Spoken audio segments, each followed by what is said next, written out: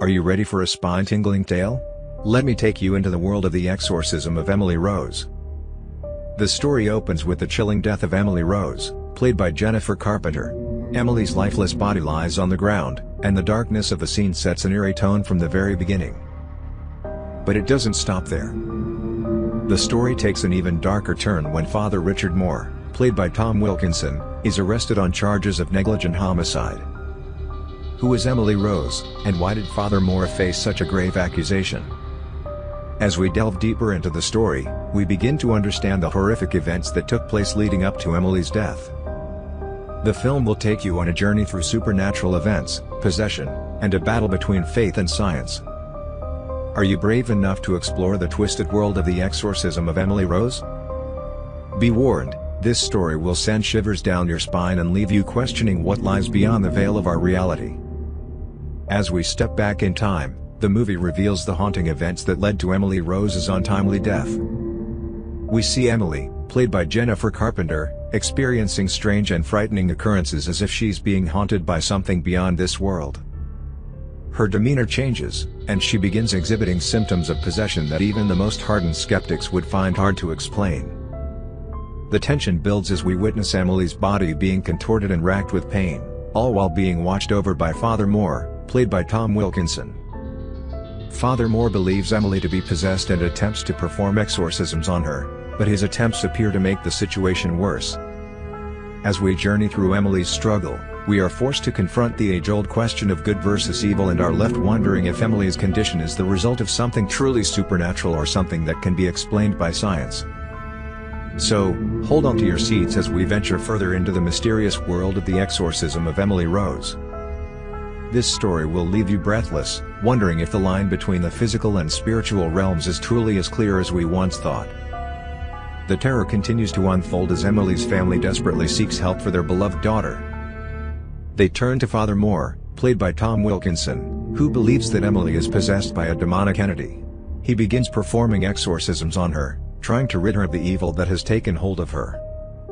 As Emily's condition worsens, her family grows increasingly desperate, and they begin to question whether Father Moore's actions are truly helping or only making matters worse. The atmosphere grows even more intense as we witness the terrifying exorcism rituals. The scenes are filled with tension and horror, as we see Emily contorted and writhing in agony. But is Emily truly possessed, or is there something else at play? So, prepare to be on the edge of your seat as we explore the dark and twisted world of possession, exorcism, and the age-old battle between good and evil in the exorcism of Emily Rose. The story of the exorcism of Emily Rose takes yet another haunting turn as we enter the courtroom for Father Moore's trial. The prosecution argues that Father Moore is responsible for Emily's death by denying her medical treatment. The trial is filled with tension and suspense as we see the prosecution presenting their evidence and the defense desperately trying to prove Father Moore's innocence.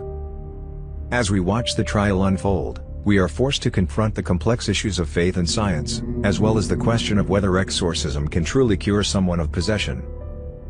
The trial scenes are gripping and filled with powerful performances by the actors, as they try to convey the intensity of the situation and the emotions at play.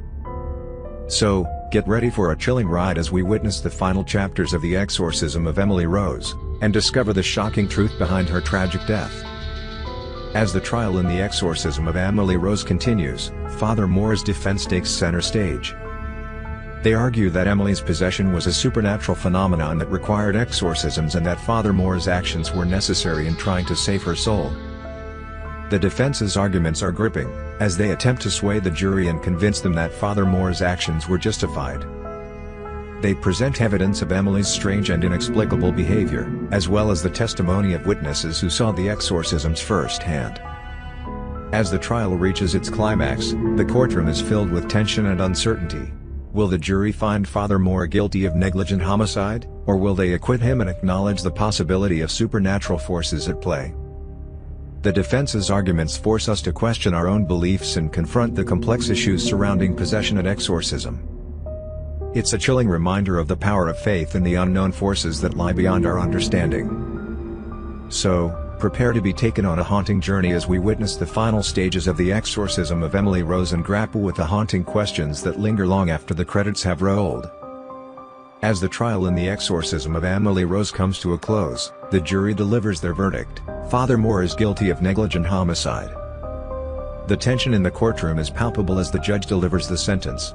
But then, a surprising twist occurs. The judge gives Father Moore a suspended sentence, recognizing that there is no clear answer to the question of whether Emily was truly possessed or suffering from a medical condition. This moment is a haunting reminder of the complexity of the case and the difficult questions that it raises.